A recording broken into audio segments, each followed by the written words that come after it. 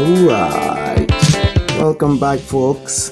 In our last video, we built a static dashboard for analyzing GCE centers in Cameroon. Today, we are going to take it to the next level by adding interactive features and organizing them into tabbed interface. So, let's dive in. The enhancements for our dashboards are going to include, first of all, two tabs. The first tab is the Overview tab, which is the original dashboard with high-level statistics and visualizations we talked about earlier. And the second one is an Interactive Analysis tab. This is where our magic is actually going to happen, right? You have users who can filter data, explore dynamic charts, and interact with the tables. How do we do that? First, let's start with the Overview tab. This tab provides a quick snapshot of the data, including the total number of centers, unique regions and divisions, and also we could add bar charts to show the top and bottom regions of the number of centers. Now, all of this information is pre-computed and displayed in a clean, easy to read format. It's perfect for users who just want a high-level summary. But when we switch to the Interactive Analysis tab, this is where things get exciting. Why? Here, the users can filter the data by region, division, using drop-downs, and the charts and tables are then updated dynamically based on the selected filters. For instance, if you select any of those regions, littoral, center, and so on, the bar chart is going to update to show the number of centers in those regions. Similarly, the pie chart also shows the distribution of centers by division in the selected region. Now, let's try to filter some of these divisions.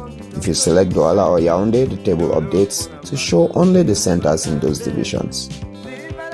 Or should I say, the centers in those regions.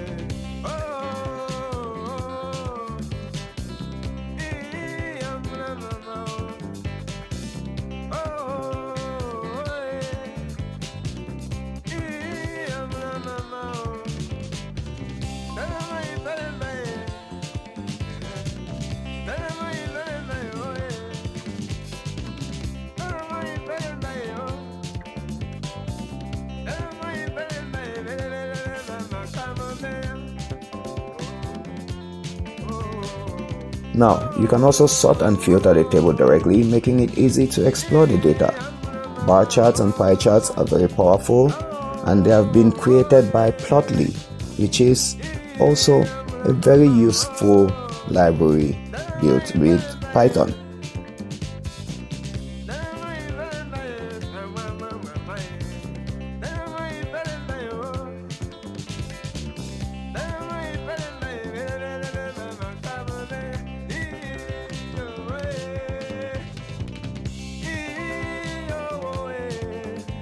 So, it's very interactive. You can hover over the charts and see exact values. You can zoom in or even download the charts as images. All of that very, very easily. Now, let's see what happens behind the scenes or under the hood. The interactivity is powered by Dash's callback system. We talked about the Dash library in our previous video. Check it out. So when a user selects a filter, a callback function updates the charts and the tables with the filtered data. For example, the callback function here listens to the region and the division drop-downs. It filters the data and updates the bar chart and pie chart as well as the table. It's a very simple but very powerful way you can make dashboards dynamic.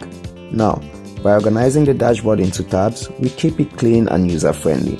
Users can switch between high-level overview or detailed analysis without feeling overwhelmed. This approach makes it very scalable for our dashboard because you can easily add more tabs in future.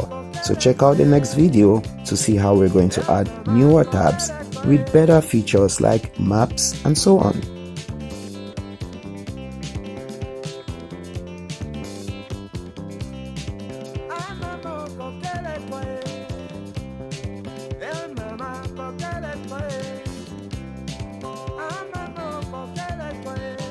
Now, this is it for this video, but we've been able to transform our static dashboard into an interactive user-friendly tool for data exploration.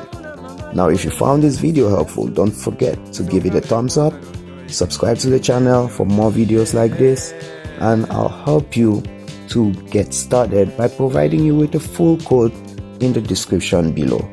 Let me know in your comments if you have any questions or suggestions for videos in the future.